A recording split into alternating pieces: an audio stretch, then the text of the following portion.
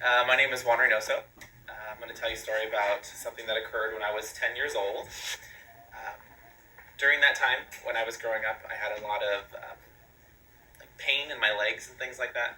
So I just thought, growing up, you boys experience growing pains and problems and things like that. But they would happen almost every day.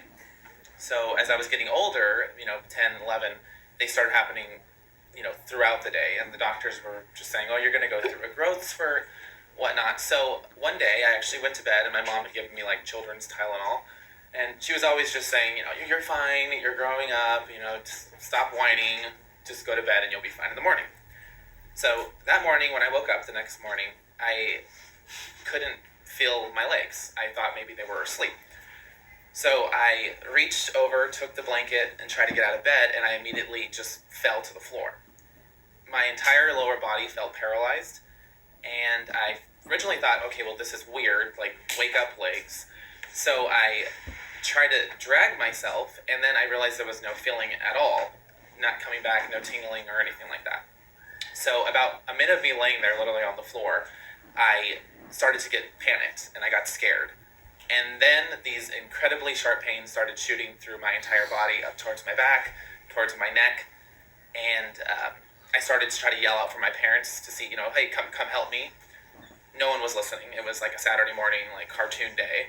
So I literally dragged myself down we had this long hallway, and I dragged myself down the hallway, and my mom and sister were in the living room watching TV. My sister thought I was joking, and there was this big debate about me playing around and trying to get my mom's attention. Cut now, my mom got freaked out, and she said there's something definitely wrong with Juan. They took me to the hospital, and the doctors couldn't figure out what was going on. So that day, I went to a doctor's office in Escondido here in town. They took me to a specialist in San Diego, and finally ended up at Children's Hospital in San Diego, where I was put in the hospital for about a 2-month period. I went into this weird, they did all these tests, and ended up having that I had a bone marrow disease, a very rare disease that's somewhat similar to leukemia, but it's kind of unexplained. And the only resolution to keep myself living at that time was to amputate. So they were going to actually amputate my legs.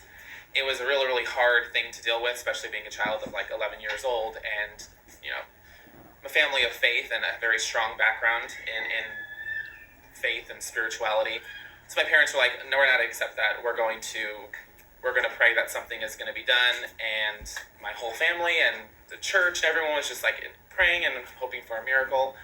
Well, there have been almost 2 months now that I've been in the hospital, and it was actually the day of my scheduled amputation.